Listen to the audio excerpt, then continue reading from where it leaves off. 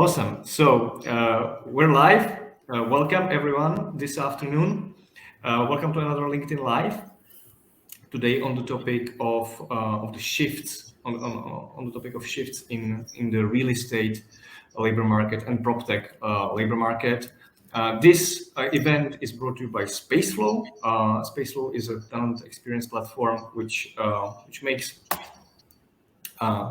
operational tenant-facing teams more efficient and tenants happier generally in the office and residential sectors around Europe.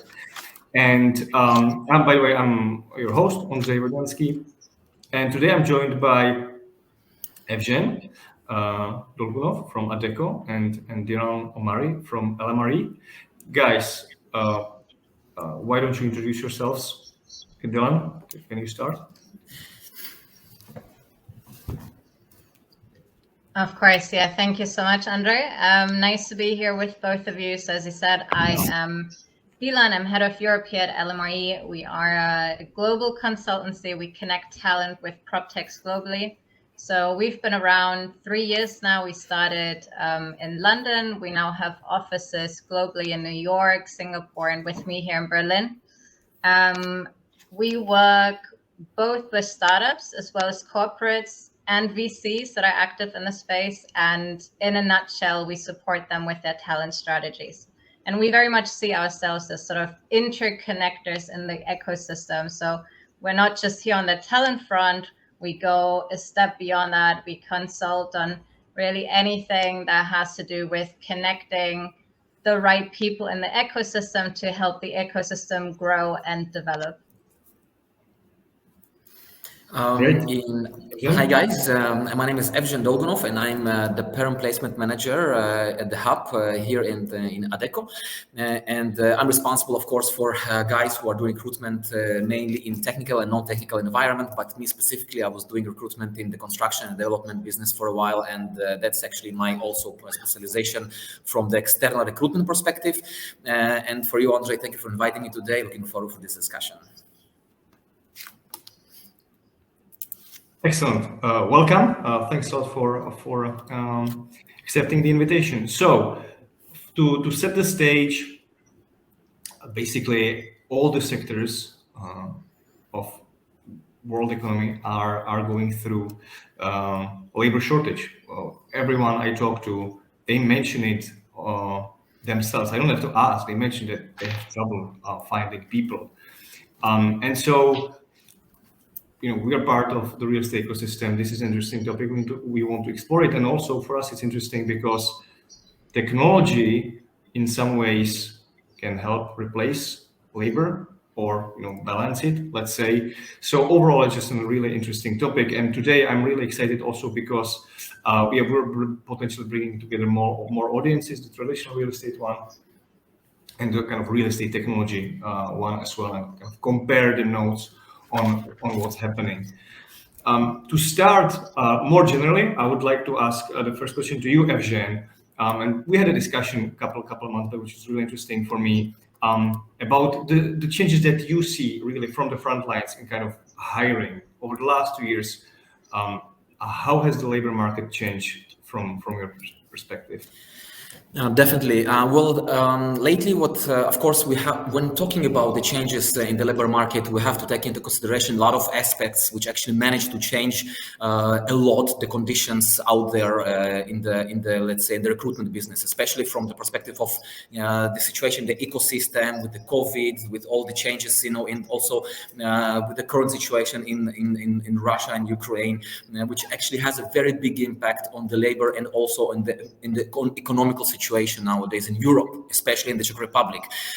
Of course, with all the technology coming in, because during COVID, so a lot of companies grew and started to get into the PropTech environment, for example, such as companies as Sherry, Realpad, Flatio, Ulov Domov, BuyIT, Jungle, Lekri. A lot of PropTech companies got into the market so they can actually, get the people closer to the PropTech environment, to get themselves more involved with all the business concerning to actually buy, purchase, rent flats or houses, offices, industrial. So definitely that aspect, also the situation, the geopolitical situation, has very big impact also on the recruitment. Now, we also have to speak about the inflation situation, because it led to grow of the salaries in the market. But of course, we have to speak about nominally growth or real growth, because we're talking about almost 13% inflation this year, and only 7 to 8% annual growth in the salaries. So that also actually affected the real estate recruitment business, mainly from the perspective that companies are aware of the fact, or developers are aware of the fact, that demand is still twice the size of the supply, and they need people, and there is a big shortage of candidates, not only juniors but also seniors in the market, and they are willing, of course, to offer higher salaries. And that also, of course, affects the way candidates approach new positions, approach new jobs, or switching from one company to another. And of course, because Czech Republic, I know that Dilan is from the Europe perspective, but I'm talking from the Czech perspective, is still conservative. I mean, the Czech candidate is still conservative, and he thinks twice before he's doing any change, or he thinks twice before he's going to approach a new job opportunity. Knowing that, of course, we have to take into consideration if the level of knowledge of technology is there, and the knowledge of the market and the network strength is there. And we recruiters, we have to take into assumption that it's not easy to find those guys. And of course, the employers or the future clients have to understand that the market changed. The last 2 years, the eco situation changed, and we all have to adjust ourselves, especially if you want to work more with Generation Z and millennials, which is a very big topic. And I think that we'll talk about this later on this presentation. But in general, from all perspectives, the market has changed, and I assume that this year and next year it will be still changing due to the big subject which we have right now in Ukraine, which also affect the prices of energy, oil, gas, and other, of course, indexes of prices such as goods, consumer goods, and so on. So definitely big changes ahead of us, and we have to adjust ourselves. Nevertheless, I think that some of the things will influence us positively, some of negatively, but definitely big changes there in the last 2 years. We've lost you. You're on mute. Sorry, yeah. Dilan, thanks, Evžen. And I was going to ask you, Dilan, what developments do you see on the PropTech scene around Europe? Yeah, in terms of hiring strategies, yeah, that's an interesting question. I mean, I've been in my current position now 2 years. There's been a whole lot of change in Europe in that period. You know, I joined really, truly in the middle of the first lockdown at the very start of the pandemic. So times were very different. Companies were totally putting a hold to everything. There was a lot of layoffs, just like in a lot of other industries or tech industries. But then very, very quickly, we saw momentum pick back up again, which was just such a positive development. And then also within the sort of 6 to 12 months after the start of the pandemic, I want to say things really turned around. We saw so much interest in that space. We saw so much new funds coming into that space. Obviously, once funds are there, you know, once that headache is solved for the founders, the next big headache then is always the talent strategy, which is where we get involved.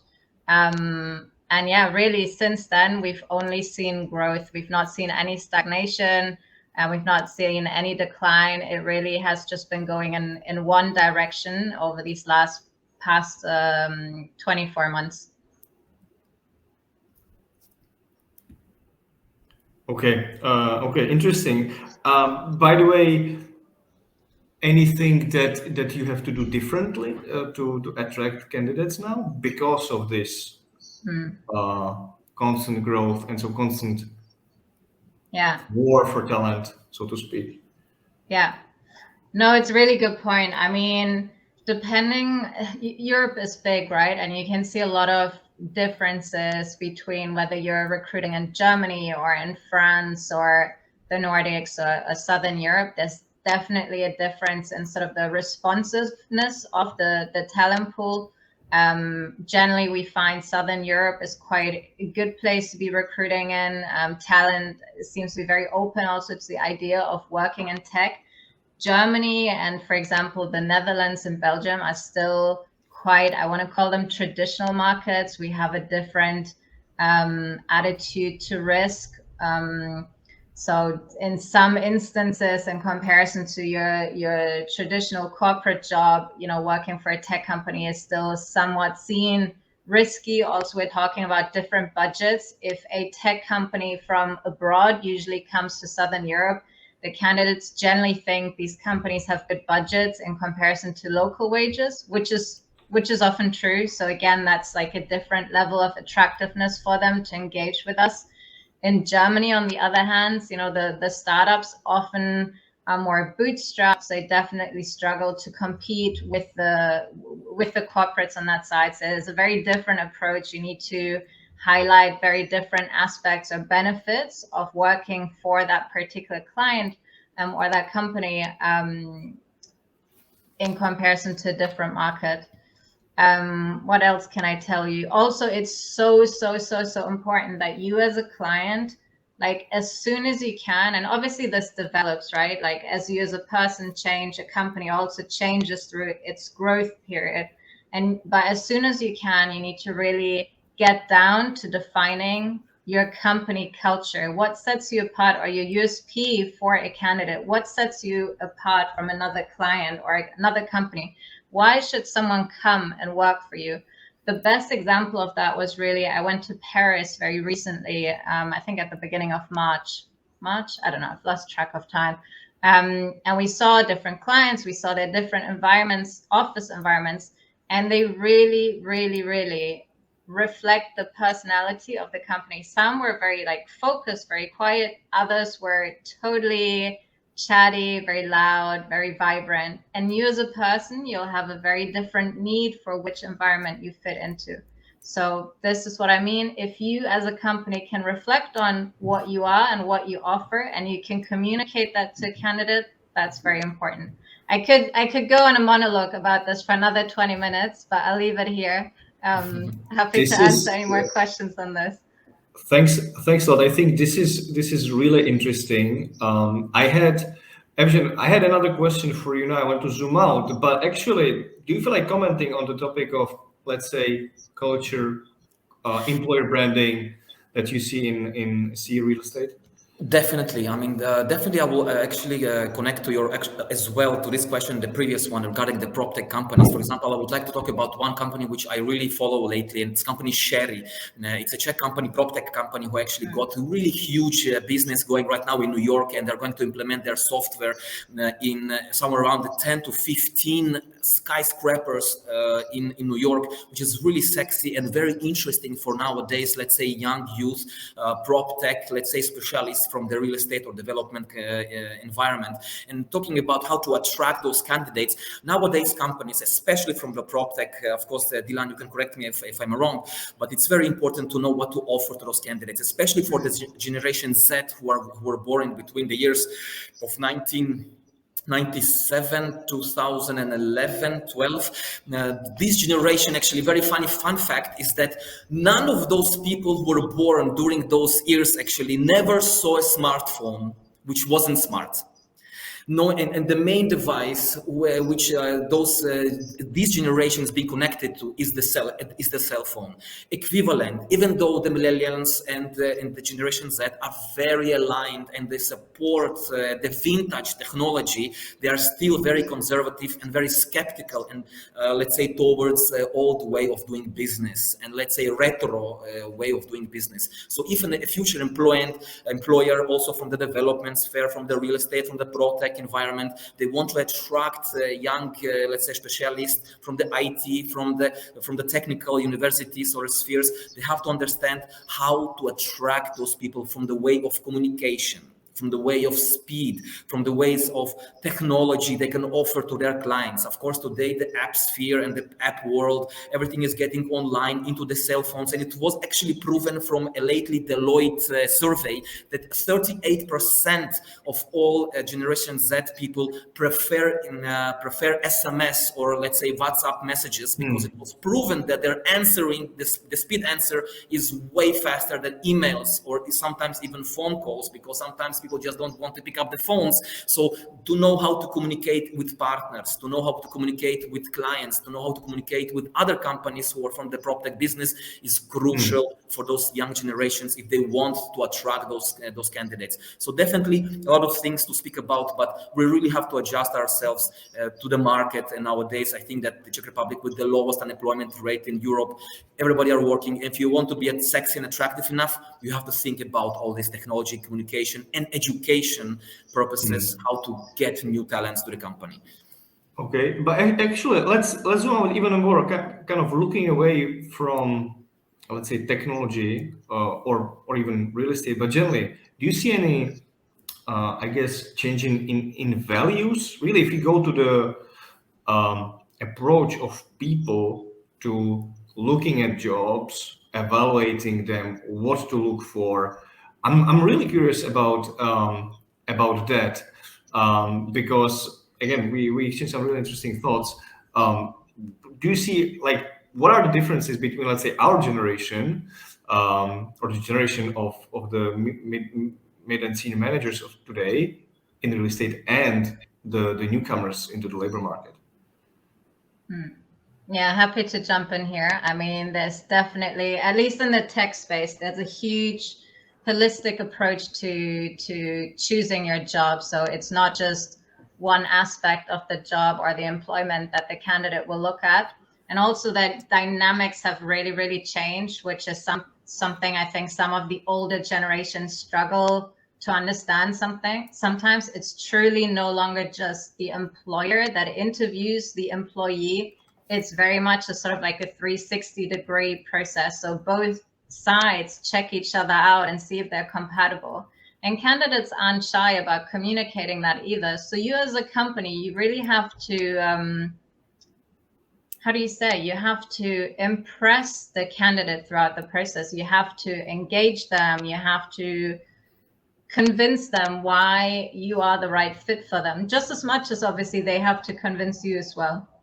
But yeah, back to your question. So it's not just, let's just say, just the salary that they might look at, or not just the working culture. It's really the whole package. I don't know how that differs from the corporate environment, to be honest. I don't know if there maybe it's still very much the benefits that a corporate offers in terms of financial aspects, security. I don't know. Maybe Evžen, you can comment a little bit more on that. But in the PropTech startup scale-up space, it's definitely true what I've just said.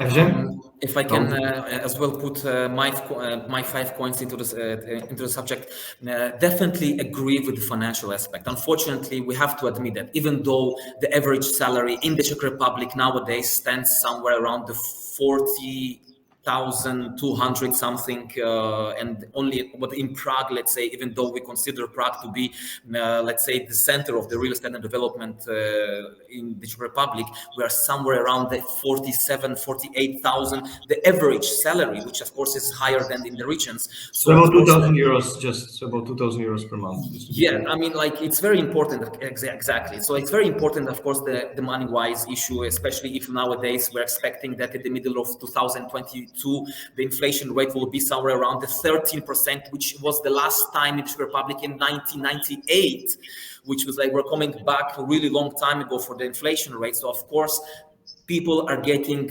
robbed in few percentage, realistically being robbed in salaries. Of course, we have to think about salaries. Definitely, it's still on the first place, but not least important, of course, is how do we actually deal, as you said, with the newcomers to the market. So speaking about technology, speaking about the way, because researchers and searchers say that Generation Z is so far the most smart generation ever. We have to work and think about that, because this generation is very well informed, has a very strong, let's say, sources to gain information from a really young age.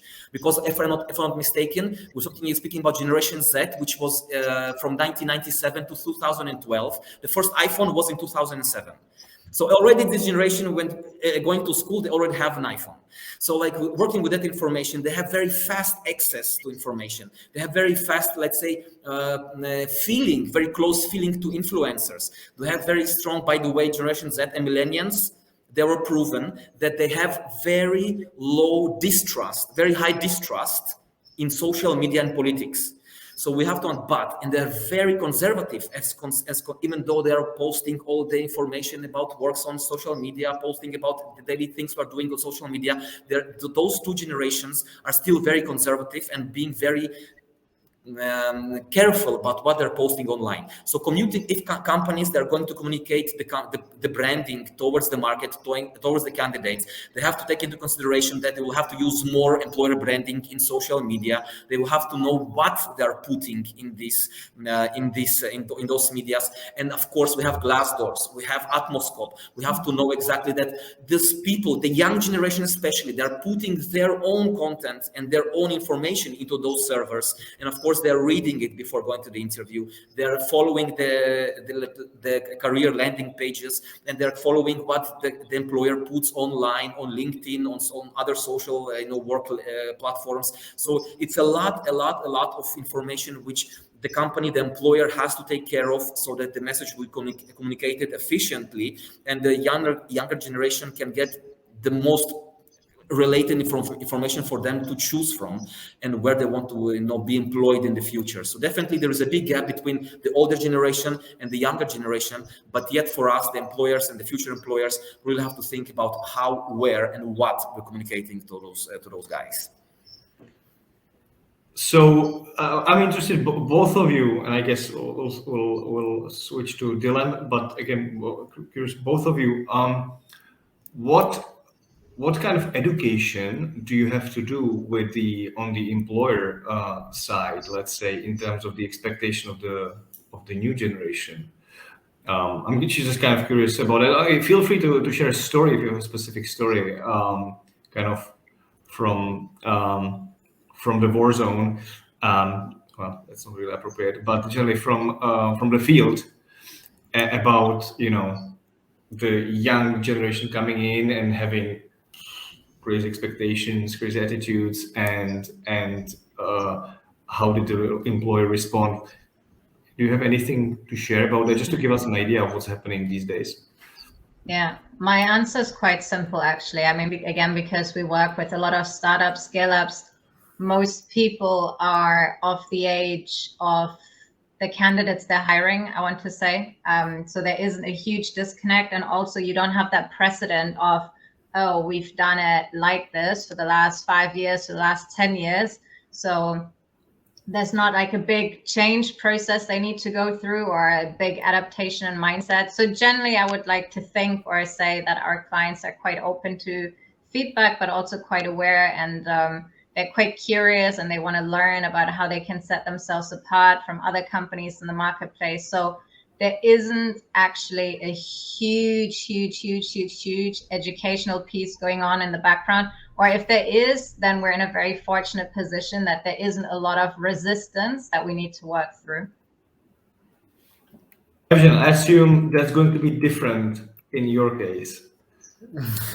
But like just for the specification, so like some experiences from, if I just can ask for. Yeah, I mean, and again, this is something I think we talked about. So the topic really is the newcomers into the market have a completely or very different set of attitudes and values compared to the generation who are now in, let's say, their late 30s, early mid 40s or older. And how does that play out actually in the kind of candidate and prospective employer? That's an amazing question, when I will really try to keep it brief, so I will not take too much time.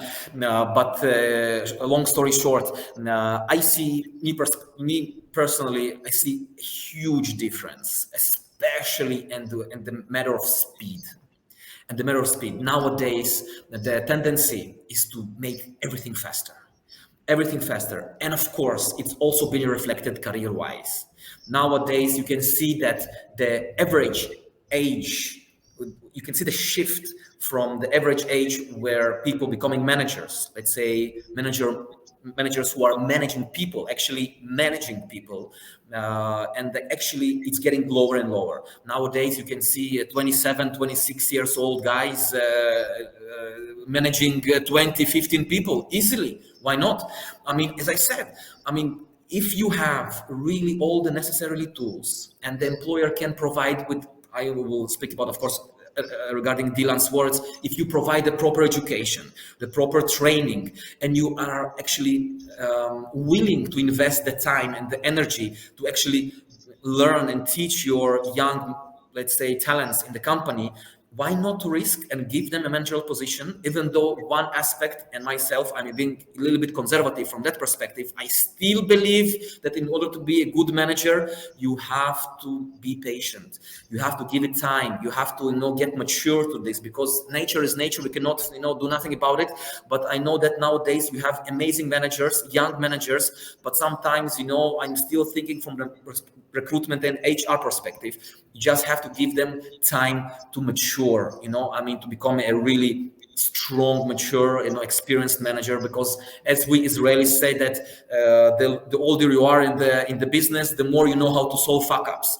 You can be a great manager at the age of 27, 28 with all the necessary tools, with all the necessary knowledge, with all the necessary network and all the energy, power, will, and everything. But you don't have the necessary amount of time to know how to deal with certain fuck-ups and problems in the market which occur on your path, your professional path. So of course we have to wait for that. So the new generation versus the older, let's say, generation, big differences. Nevertheless, I think it goes hand in hand, because both generations have a lot what to offer to each other, technology-wise, experience-wise, because I think that in some segments, especially if we're talking about, let's say, the segment of real estate, because in the Czech Republic, the real estate sector has the highest growth in salaries. It's on the first place. It has 12.4% annual growth in salaries, which is the fastest growth in the whole market. The second place, I think it's gastronomy and hotels, because in this sphere you don't have candidates, it's traditionally, but real estate is the fastest. So if you want to attract and have very strong candidates, you really have to understand that you have to know their needs, their visions, and what they expect from the future employers and managers. But I think that's already a different topic. Okay. Thanks a lot. Maybe just because we also want to give space for audience questions, and I understand that there's a couple already. So one more question for Dilan.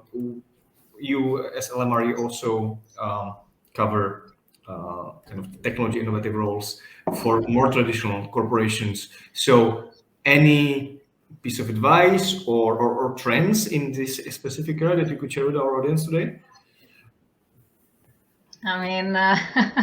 Yeah, that's quite a broad question. Maybe we can narrow it down in some aspect, what specifically is meant by that. So heads of innovation or innovation roles for traditional real estate companies. Exactly. Yeah. Sort of what are the clients looking for? Maybe do you see an increase? Or you also mentioned that you consult. So I guess, and again, that's probably a topic for a whole webinar on its own. Yeah. But maybe share some insight on this topic that comes to mind. Yeah, I'll try and narrow it down in my own mind and see what content could be relevant for you. But it's true, it is a topic for a whole webinar. I actually did do a webinar on it with, for example, the former head of innovation at JLL. It was incredibly interesting to talk about the journey that a traditional real estate company of that size goes through to adopt innovation. It's so complex. Where do you start? First of all, you need data, right? Where do you get the data from? Then once you have the data, what do you do with the data? how do you analyze it? How do you get the most value out of it? How do you then adopt it? What are the learnings?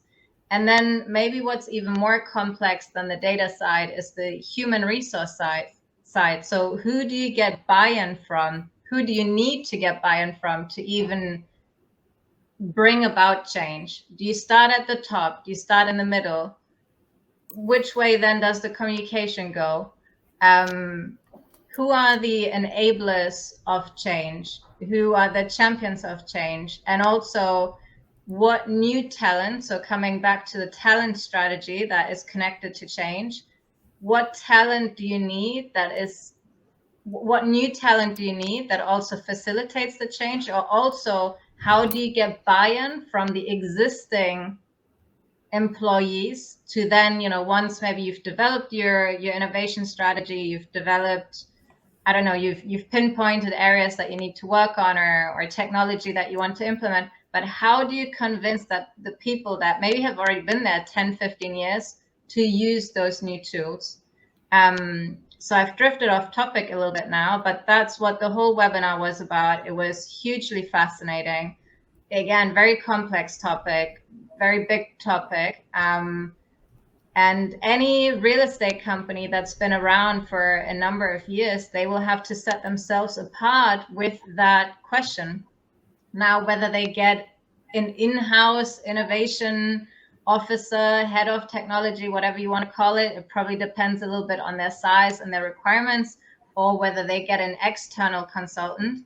But there's no way around that. If they want to stay relevant, it is 100% a topic they have to set themselves apart with.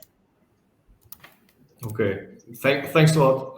Again, I totally sense that there's a lot to talk about behind. I will have to look that webinar up. So thanks a lot. Let's move to the audience questions, and I think just the first one again will be for both of you, for sure. It's very pragmatic.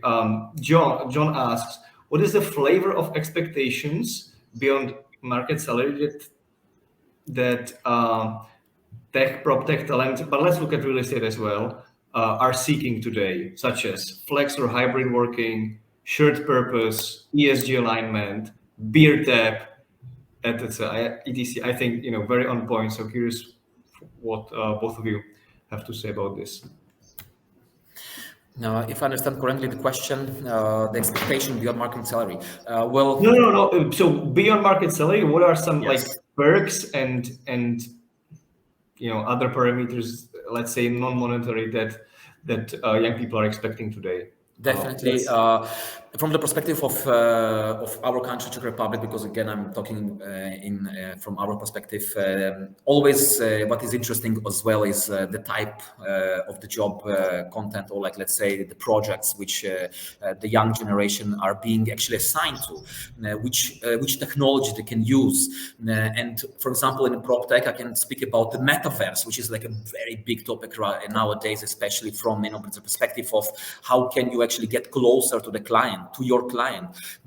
Also from the perspective of recruitment, using nowadays, let's say this environment, which is still the artificial intelligence, the VR technology, using this technology in your daily basis, and usually if the company or the employer has the privilege to offer it to the future, let's say, employees and the candidates, and it's very attractive, because nowadays we're talking about Internet 3.0 and other technologies which are going to be used in the more and more in the future. So definitely that's also very sexy and attractive for young candidates to get more into this sphere. So from that perspective, if I can say, that's very interesting, and they're asking about it as well in the real estate environment. You're muted again. Just before we move to Dilan, flex, remote, hybrid, or in on-site, or ESG, is that something that candidates are asking about? Are they expecting automatically, full remote or hybrid? Yeah. I mean, the short answer is 100%. I mean, again, every person is different, right? Everyone has different requirements. And I think this is what employers need to realize. No two people are the same. And also you might hire someone and they stay, well, hopefully they stay with you for a number of years. And over that time, their life could completely change from one day to the next, and their requirements totally change. And you as an employee, you just need to have, you need to be flexible enough to adapt that. But yeah, if you ask me about specifics, flexible working, 100%. Like, I don't think I have any candidate anymore that wants to come to the office 5 days a week. It's just, that's a no-go. So even if you still insist you come 3 days a week, that's sort of like a lot of candidates, that's a happy medium for them. They're very happy to have the social interaction, but they definitely also want to have a few days at home. ESG, I mean, again, not every PropTech has the privilege of being able to have an ESG focus, but definitely we see that the technologies that do have an ESG aspect, they're thriving, and candidates love that, of course. Like, who doesn't want to do something good in their daily work and feel good about themselves? Yeah, of course. Then also it depends on what kind of role are you hiring for and at what stage. How early on are you? Are you looking for some senior candidate to join you when you're quite early on, and you still have, how do I say, there's still quite a lot of risk involved in joining you, and you need to convince people to believe in your vision and the goals. And so then what is really, really important for candidates is also being able to take part in the upside when that time comes. So offering ESOPs, offering shares. I know that's a big and complicated topic across Europe, but so important that you are generous in that aspect, because the best talent will go wherever it's best compensated and wherever they feel the most valued. And financial compensation is simply a part of feeling valued. So even if you're strapped on cash in that moment in time, you cannot pay someone an amazing salary, make up for it in terms of shares. I think that's a big one that also often gets overlooked. What else could I tell you? I think that's it.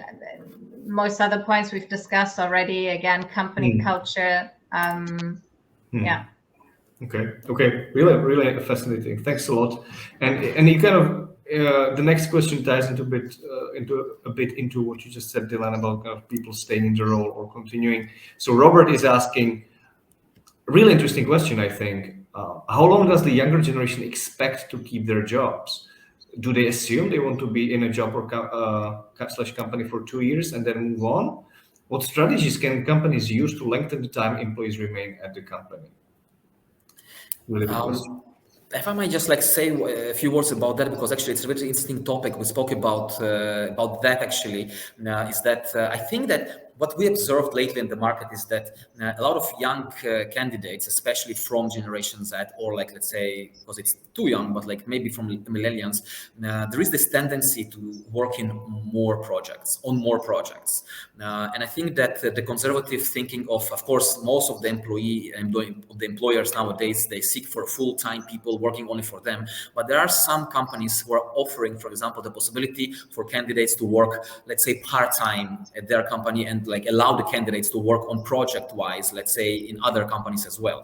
For example, it can be project-wise project managers, or let's say IT guys from the PropTech environment, so that actually they can work on multiple projects, not only on one.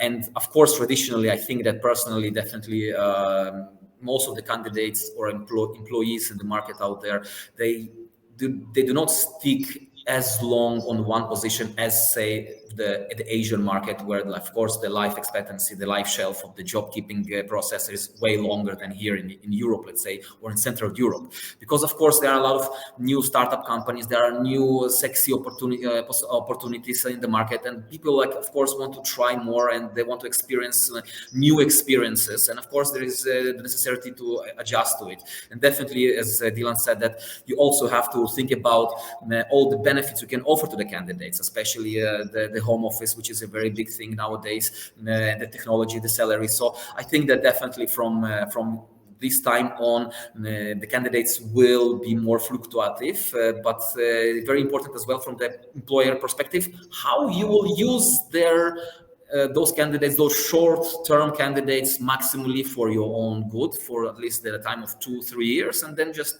let them go, or they will just switch to another company. Doesn't mean that they're not loyal. It means that they just want to experience new positions, new clients, new markets, and new companies, and that's pretty much normal nowadays. From my side, I guess I'll quickly jump in as well. There really isn't like a black or white answer to that. I know that's sort of like an anxiousness a lot of employers have when they hire someone. They always try to assess during the recruitment process, how likely is someone to stick with you long term? But it's impossible to find out. You have candidates that are in a company for 10 years, then they finally decide to make a move somewhere new. And then after maybe a year or two, they find out actually it's not the right thing and they move on. So their previous history is not at all an indicator for what their future will be like. And equally, you might have a candidate that has been a total job hopper for the last 5 years and explored all sorts of different opportunities. And then they finally land somewhere. And because they've had the opportunity to job hop so much previously, they can identify once they've really found something that is a true match to their personality or their current situation. And they end up staying for 4 or 5 years and they build a really great career there during that time. In terms of, I'm just looking back at the question to see which aspects I haven't answered yet, but what can an employer do? Honestly, I mean, as Evžen said, Generation Z or millennials, they're just really highly educated. They have the desire to constantly be stimulated and to have new experiences. So as an employer, you really also need to think about career growth opportunities you can offer. I know it's not easy for a startup, right? Your structure just is non-existent. You don't know what tomorrow holds, kind of, so let alone what you can promise someone in a year's time. But you need to at least have the desire, or you need to at least show your employees you're thinking about them, you're thinking about the career development, and you will keep them in mind for opportunities that arise. That is 100% something that is very, very important and very attractive to younger generations in terms of staying committed to a company. Okay, thanks a lot. Let's do one more question, being conscious of time here. So this one question will probably be more for you, Dilan, again. So from Darren, can you give examples of where technology has played a key role in the successful recruitment of talent? What are top employers, let's assume in real estate and PropTech, doing that others perhaps are not? Do you mean what technology, like recruitment technology, has played a role in? I don't know. I guess if I read the second part, which is what top employers are doing, I assume that it's technology on the employer side. So do you come across, let's say, some companies having better tools that are more attractive to tenants? And if you have any technology on your side that you can talk about on the recruitment side, feel free to share as well. Yeah. My answer might be a little bit limited, or maybe it's not what Darren is asking. But honestly, there isn't any like super sophisticated technology just yet that I've seen that companies use in the recruitment process. Obviously, you hear about some of the big corporates that are playing around with some of the tools. I don't even know what is out there, but something with AI that will automate the recruitment process, and something about like voice recognition, where probably I would do quite badly in because my voice is a little bit like that. But yeah, they're like all sorts of tools that will analyze your face, your mimic, and all of that. But our companies that we're dealing with in PropTech, I don't think they have the financial resources just yet to invest into something as sophisticated as that. But obviously, as someone working in recruitment, yeah, for sure, I'm very interested to see where that development goes.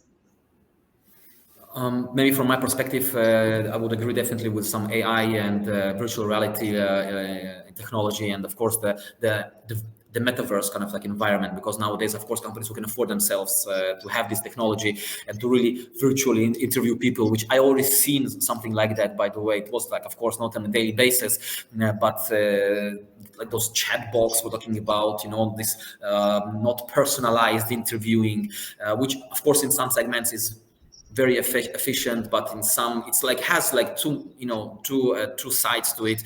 But I think that the future brings it's for us, it's very important to understand what the employer or what the companies prefer, like speed, quality, because like it's very important to know that what we would prefer and which technology and finances we have for disposal.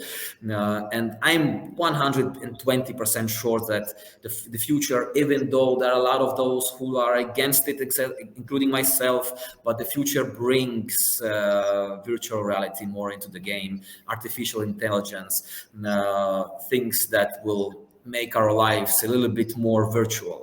Metaverse virtual, and it's a very big topic. I know that we're heading towards the end of this webinar today, and it's something that I'm very interested in, and I'm definitely reading a lot about it. But this is the type of technology which makes me scared, at the same time excited to see how it goes, but definitely nervous a little bit as well. But if that would be enough from my side, so this is what I would and understand this technology in recruitment or great, thanks a lot. So we're leaving this on a very kind of forward-looking, visionary note, which I like. After all, part of this topic today was technology. There was a question, I have to say, there was a question on limitations of remote work, and so I don't want to get into that because we could be here another 3 hours discussing, pros and cons of remote work, and there's plenty of places where that happens, and that's not something we can address, I think, in 1 minute. So let's wrap up, guys. Thanks a lot for taking part today. It was really fascinating discussions. I think we touched a lot of interesting topics. Where can our audience follow up with you potentially, or connect with you if they want to continue this discussion? Find me on LinkedIn, really. That's where I spend my life. So that's a good place to connect with me. The same here, Evžen Dolgunow on LinkedIn, the same way. Okay. And right. Ondrej, Spaceflow, definitely check us out on LinkedIn if you haven't already as well. Thanks a lot for the attention. And thank you. See you next time. Ondrej, thank you very much for inviting us. Dilan, thank you as well. It was a pleasure. Same to Goodbye. you. Take care, guys.